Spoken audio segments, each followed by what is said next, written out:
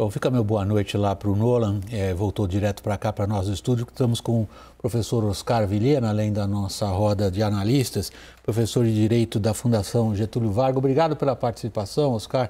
Nós temos uma decisão acolhida em vastos círculos jurídicos, operadores do direito, com estranheza. Foi assim que você também recebeu? Boa noite, William, boa noite aos companheiros de bancada. Sim, é uma decisão bastante estranha por vários motivos. Em primeiro lugar, porque a lei eleitoral, que é de 90, é bastante clara sobre a impossibilidade de você empregar notícias deliberadamente falsas para fraudar o processo eleitoral. Então, na realidade, a decisão do TSE de outubro do ano passado é uma decisão bastante robusta, uma decisão de 6-1, que aplicou essa legislação, que é a Lei Complementar 64 de 90, né, que determina que não se pode usar os meios de comunicação para abusar da verdade, fraudando o processo eleitoral. Tá? E você tem uma decisão monocrática de um ministro do Supremo Tribunal Federal se contrapondo a uma decisão de 6 votos contra 1 proferida pelo Tribunal Superior Eleitoral. Então, evidente que causa muita estranheza e a expectativa é que essa decisão seja derrubada em breve. Thaís, essa estranheza, pelo que a gente pôde apurar desde que a decisão foi tomada, e caiu mesmo como uma bomba, essa estranheza se espraia também por dentro do STF. Como é que o STF pretende tratar essa questão? O presidente vai pautar isso para o plenário? Boa noite, William. Pois é, para que o presidente Luiz Fux paute esse tema no plenário do Supremo Tribunal Federal, e há sim uma pressão para isso, ministros já começaram a fazer essa pressão, entendendo que esse tema tem que ir para o plenário, é preciso que o ministro Nunes Marques libere o julgamento para a pauta. E na decisão de hoje ele não deixou nenhum indicativo em relação a isso e também não me parece que esteja disposto a fazê-lo. Mas há outros mecanismos para que isso possa acontecer. Por exemplo, numa próxima sessão, um eventual pedido de questão de ordem por algum dos ministros para que esse tema seja debatido. O fato é que o caso gerou um incômodo, sim, mas conversando com ministros do Supremo Tribunal Federal, tive a impressão de que a questão da inelegibilidade de Fernando Francischini, ela não está completamente superada a partir da decisão do Nunes Marques. O que eu ouvi é que essa decisão final, lá na frente, cabe exclusivamente ao TSE, muito possivelmente na hora que ele for pedir o seu registro de candidatura para a eleição desse ano, William. E havia sido um dos motivos alegados pelo Cássio Nunes ao proferir a decisão agora tornada pública. Caio Junqueira, nós já vimos a reação do presidente Jair Bolsonaro na live. Evidentemente, ele se sente sustentado nesse eixo de ataque que ele vem desenvolvendo com muita perseverança. Não adianta conversar com ele. Não adianta dizer que as pesquisas indicam que isto não lhe está trazendo benefícios eleitorais. Ele tem como ímpeto desautorizar, desacreditar o sistema eleitoral. Isso só tende a piorar. Sim, esse caso se insere aí muito bem para ele, né, como uma munição para ele endossar e reforçar esse discurso, essa narrativa do bem contra o mal, o Supremo está contra mim, o Supremo não deixou eu governar. Eu tenho a percepção que ele está menos preocupado, assim como ele estava menos preocupado, está com o Daniel Silveira, menos preocupado com o Francischini, mais preocupado em pegar isso como um exemplo e como um caso simbólico para você endossar um discurso de que o judiciário brasileiro impediu o bolsonarismo, o Bolsonaro, de governar conforme ele deveria. Eu não penso que há uma preocupação do presidente pessoal com a pessoa física Francischini ou com a pessoa física Daniel Silveira, há mais com uma construção de um discurso político eleitoral e de escolha de inimigos que impediram de governar e que, portanto, ajudaria a entender esse cenário eleitoral em que ele se encontra. Raquel, pode parecer a alguns estranho esse discurso para quem está acostumado a raciocinar a política em termos do funcionamento das instituições, sobretudo os operadores do campo do direito, dirão, não bate, não faz sentido. Mas ele tem tido repercussão. sobretudo em círculos de segmentos importantes da economia, pelo que a gente ouve. Tem eco, William. Em várias entidades de classe, empresariais, esse discurso do presidente Bolsonaro de que o STF não o deixa governar, ele cola. Nós temos a decisão recente do ministro Alexandre de Moraes em que ele suspende o benefício que o governo deu em relação ao IPI. Isso foi muito mal visto. A percepção do empresariado é que o STF, alguns membros do STF, por uma animosidade com o presidente, derrubam decisões de Bolsonaro que seriam favoráveis à economia. Isso dito, eu acho que isso não dá tantos votos ao presidente Bolsonaro. Ele dá uma sustentação a ele junto a essa elite, mas a gente não vê isso aparecendo nas pesquisas. Nas pesquisas ele está, talvez, aí perdendo a eleição no primeiro turno. E esse discurso todo que ele monta o ajuda com um plano B, caso ele perca a eleição. E aí eu acho que nem o setor empresarial, nem o mercado financeiro precifica direito esse risco. Esse é o jargão de economistas. Exato. Precifica quer dizer leva em consideração. Eles acham que assim, é meio que evidente que se Bolsonaro perder, ele vai contestar, mas que as instituições não vão balançar com esse movimento. Oscar, deixa eu voltar um ponto e ver se você... Nós estamos sem luz no estúdio agora, está em penumbra. Não, voltamos com a luz, que bom. Não foi nenhuma mensagem subliminar, não. Estão se apagando as luzes. Só uma frase famosa da Primeira Guerra Mundial, quando ela começa, e um dos ministros diz: as luzes se apagaram na Europa por um longo tempo, não se acenderão. Acenderam rápido. Oscar, vamos lá, vamos voltar. Desculpa a brincadeira. Se nós temos o TSE declarando, e nisto acompanhado pelo subprocurador-geral eleitoral, recém-nomeado, pelo Procurador-Geral da República, nisto acompanhado por ele, na afirmação de que não se tolerará, que será considerado crime eleitoral, fazer campanha e propaganda contra o funcionamento das urnas, de que maneira essa decisão constrange ou não o TSE e a Subprocuradoria-Geral Eleitoral? Olha, William, eu vejo que isso constrange o ministro Cássio Nunes, né? A decisão do TSE é uma decisão, vamos dizer, muito sensata. Por quê? Porque se proíbe o uso de mentira falsa deliberada. Fake news é quando você sabe que a notícia é falsa e você deliberadamente a emprega com um objetivo nefasto, no caso aqui, de desacreditar o processo eleitoral.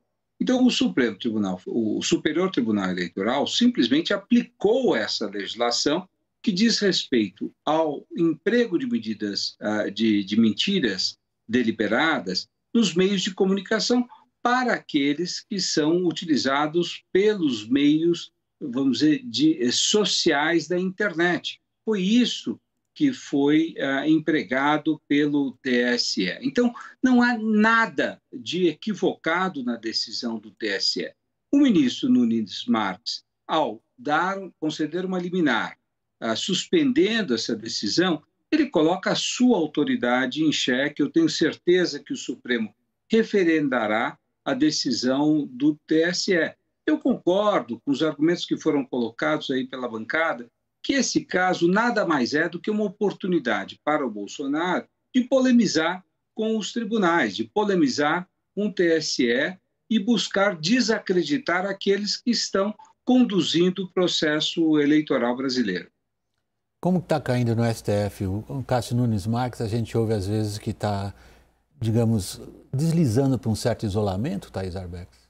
É o que a gente ouve com bastante frequência, William. Hoje, depois dessa decisão, conversei com alguns ministros da Corte e todos foram nesse sentido, que não só Nunes Marques se isola no Supremo Tribunal Federal, mas também acaba por se isolar no Tribunal Superior Eleitoral, onde ele também tem uma cadeira agora. E é interessante, William, só trazendo mais um elemento aqui para a roda, que essa decisão de Fernando Francischini no ano passado, em outubro do ano passado, ela aconteceu no mesmo dia em que o TSE julgou a cassação da chapa do presidente Jair Bolsonaro e de seu vice, Hamilton Mourão, e negou aquela cassação. Naquele momento, o julgamento de Fernando Francischini, na verdade, foi o recado que o Tribunal Superior Eleitoral queria passar em relação a essas divulgações de notícias falsas. Eles entenderam que não havia ambiente político para uma cassação da chapa presidencial, uma vez que isso depende também de uma articulação de forças políticas do Congresso, mas deu o seu recado na votação de Fernando Francischini. E agora, o que acontece? Qual é a avaliação dos ministros que também fazem parte do TSE? Respondendo um pouco a pergunta que você fez para o professor Oscar Vilhena, não há constrangimento nenhum no TSE em continuar como está, em continuar defendendo que sim, será cassado aquele que divulgar fake news. Eu acho que concordo muito com o professor quando ele diz que, na verdade, pode criar um constrangimento ao próprio ministro Nunes Marques, mas que nos bastidores tem dito que não cederá a nenhum tipo de pressão, William. Caio, deixa eu usar a expressão que a Thaís empregou umas 3 vezes nessa intervenção dela, que é o recado dado pelo TSE. Bolsonaro não está dando a menor bola para esse recado, não tem medo algum do TSE?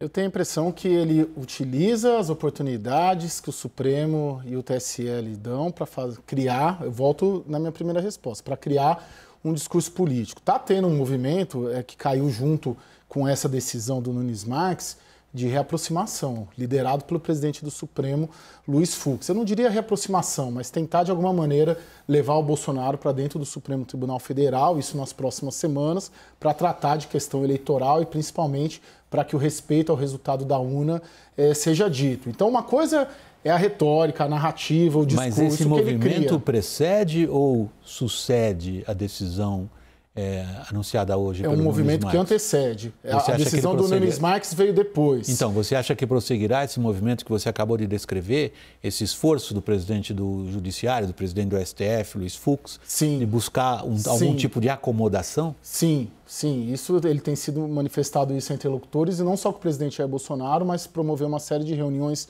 com integrantes do Congresso Nacional e também das Forças Armadas, justamente para tratar das horas e dos dias seguintes à abertura da urna, que a gente mas não posso abre. Provocar, a gente não Caio? abre. Peraí, a gente não abre mais urna, né? Mas assim, tem uma preocupação do Fux, segundo me relataram, e por isso ele quer fazer esse encontro. Faz meses que não se encontram os chefes dos dois poderes para tratar dessa questão eleitoral, do respeito à urna e de uma eventual transição de governo sem traumas institucionais. Thaís?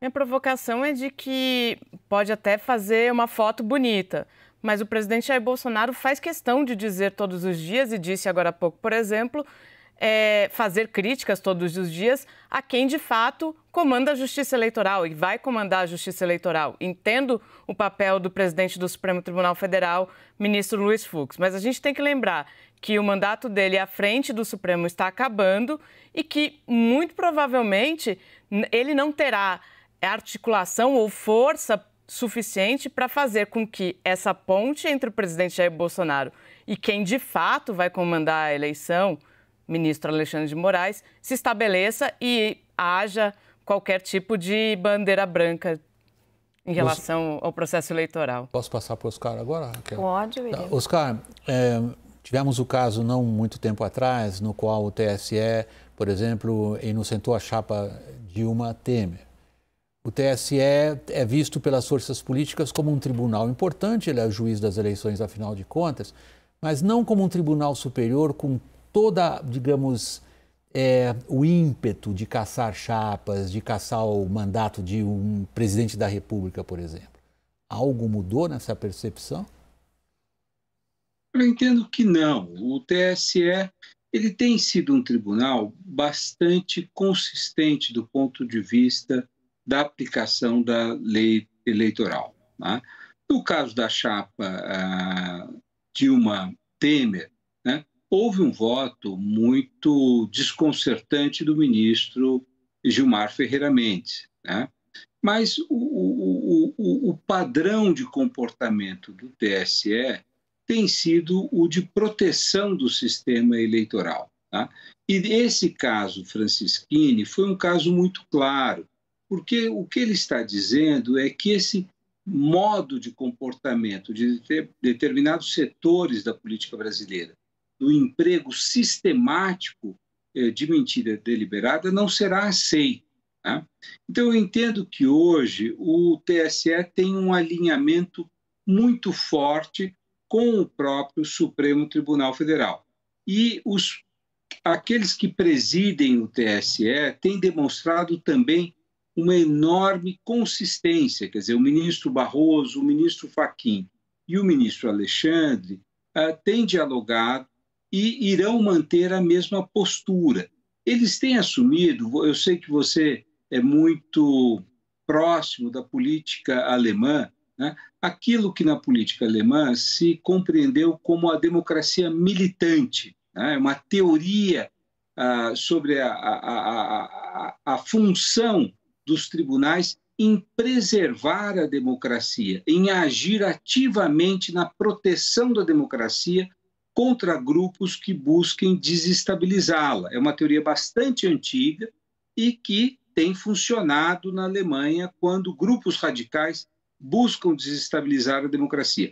Hoje, eu tenho muita clareza de que o Supremo Tribunal Federal e o Tribunal Superior Eleitoral endossam essa percepção de que eles têm que agir ativamente na proteção da democracia. Acho que isso, independentemente das discordâncias internas entre os ministros, irá prevalecer. O Supremo hoje assumiu como missão proteger a democracia e o TSE também. Então, eu vejo hoje um bloco muito consistente, viu, William? E certamente isso coloca limites à ação de grupos radicais no Brasil. Oscar, é interessante seu arco histórico que, no fundo, afirma que o Brasil não será a República de Weimar.